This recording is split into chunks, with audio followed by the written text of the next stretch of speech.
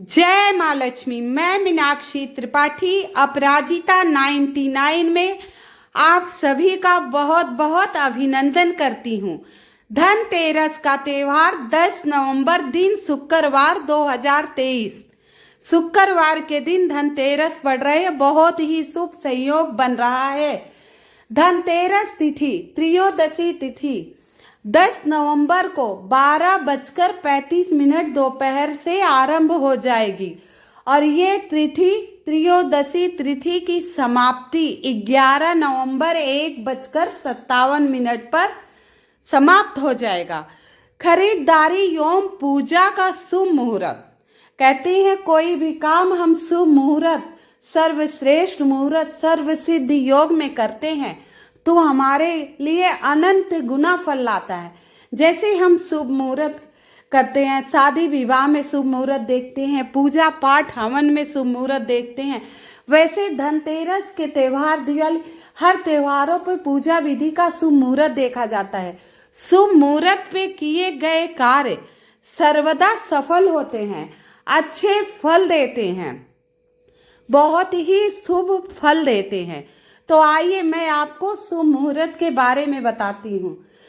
शुभ मुहूर्त है शाम को 10 नवंबर की शाम को 5:52 से 7:42 तक है।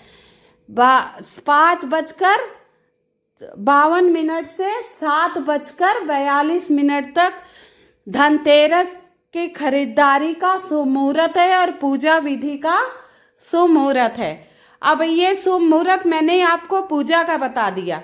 अब मैं आपको इस वीडियो में बताऊंगी जिन लोगों के पास इतनी इनकम नहीं है कि वो सोना चांदी या महंगे धातुओं के सामान ले सके, तो माता रानी ने कुछ ऐसे उपाय बताए हैं। माता महालक्ष्मी, मैं भी ये सामान खरीद के लाती हूँ और आप लोग विश्वास मानिए मेरी बात, मेरा कोई भी काम अधूरा नहीं रहता। माता लक्ष्मी की कृपा से मेरे कार्य अवश्य पूर्ण होते हैं। हाँ, थोड़ा समय लग जाता है, वो तो कर्म हमें करने ही पड़ेंगे, लेकिन मैं हर साल दिवाली पे इन वस्तुओं को अवश्य लाती हूँ। शुभ मुहूर्त पर धनतेरस में इन वस्तुओं को मैं अवश्य खरीदती हूँ। चांदी की भी चीजें लाती हूँ, लेकिन जो नहीं खरीद पाते इन वस्तुओं के लाएंगे तो माता रानी आप पर अत्यंत प्रसन्न होंगी, बहुत ही खुश होंगी। ऐसा नहीं है कि हमारे पास बहुत सारा धन हो, दौलत हो, हम धनतेरस के दिन सारी वस्तुओं नहीं ला पा रहे हैं, हमारे पास इतना नहीं है, तो माता रानी थोड़ी से ले आओ, इनमें से कुछ वस्तुएं ले आओ। इससे ही माता रानी आप पर अत्यंत प्रसन्न होंगी, बहुत ज्यादा कृपा बनाए रखेंगी। लेकिन शुभ मुहूर्त पर श्रद्धा और भक्ति से माता लक्ष्मी, भगवान कुबेर का पूजन, धनवंतरी का जन्म दिवस बहुत ही धूमधाम, बहुत ही श्रद्धा और भक्ति से मनाएं। इससे आपकी सारी मनोकामना पूर्ण होगी। आइए मैं आपको उन सामग्री के बारे में बता देती हूँ जो हमें पूजा में चाहिए। पूजा के लिए हमारे लिए अनिवार्य है। बहुत छोटी छोटी सामग्रियां हैं, इसे आप लिख लीजिएगा जिससे आप भूले नहीं।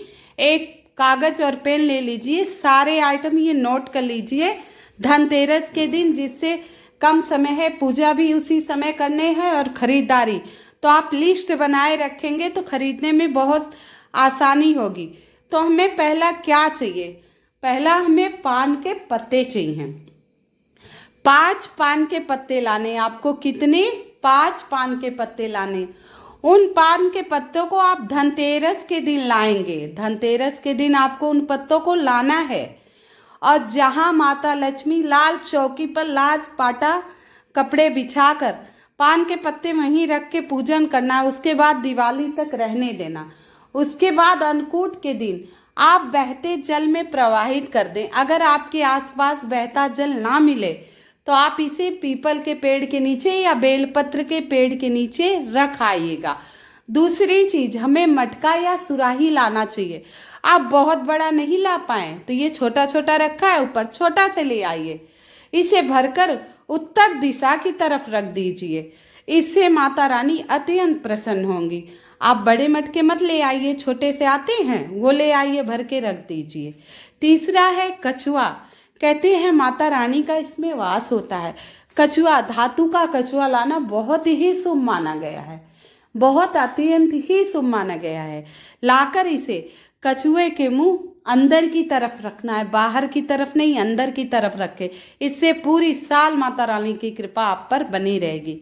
खील बतासे, नए नए धान हुए हैं तो नए ही खील लाने हैं, पुराना नहीं लाना है, देख के नए खील लाने। मिठाई लाइए ना लाइए, खील बतासे गट्टे का भोग, इसे खिलौने भी कहते हैं, चिड़िए खिलौने। हमारे बाबा भी लाते थे, हमारे पापा भी लाते हैं, बहुत ही शुभ माना जाता है। कहते हैं दिवाली धनतेरस के दिन सीताफल लाकर पूजा में रखने से और उसके प्रसाद रूप में खाने से सारे संकट हो जाते हैं। सीताफल नाम ही है, माता सीता को अत्यंत प्रिय भी था, माँ लक्ष्मी को भी प्रिय है। तो ये अवश्य लाइएगा, परिवार में सब लोग थोड़ा थोड़ा खाइएगा, जिससे भगवान आप पर सदा माता की कृपा बनी रहे।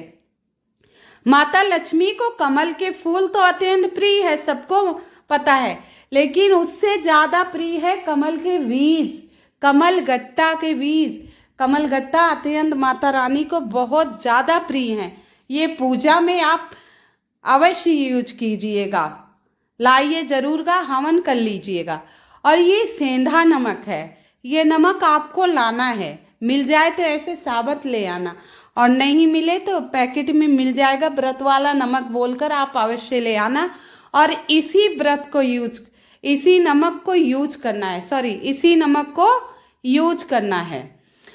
और लक्ष्मी गणेश की मिट्टी की मूर्ति अवश्य लाइए। आप चांदी की मूर्ति लाए हैं तो उसे ही यूज कीजिए, नया हरदम नहीं लाओ, मिट्टी की ले आइए। और इसके बाद भगवान विष्णु को आंवला बहुत प्रिय है, आंवले में भगवान विष्णु का वास होता है, तो 5 आंवले ले आइएगा।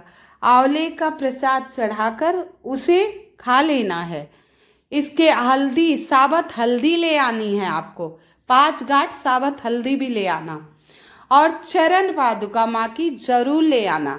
आप चांदी की नहीं तो मिट्टी की ले आई, मिट्टी की नहीं तो आजकल पोस्टर के रूप में मिलते हैं। एक आपको गेट पे लगाने हैं, दूसरे आपको मंदिर में, कि माता रानी आपके द्वार से होकर आपकी मंदिर में साक्षात विराजमान हो रही हैं, बैठ गई हैं, आप पर कृपा बनाए हुई हैं। ऐसे मन में कल्पना करते हुए आपको गेट पर वो चरण पादुका लगानी है और मंदिर के साइड भी लगानी है, ये कल्पना करके कि माता द्वार से आते हुए आपके मंदिर में साक्षात विराजमान है। तो लक्ष्मी गणेश का पूजन अवश्य कीजिएगा। दुर्वा आपको जरूर चढ़ाना है। जय माँ लक्ष्मी।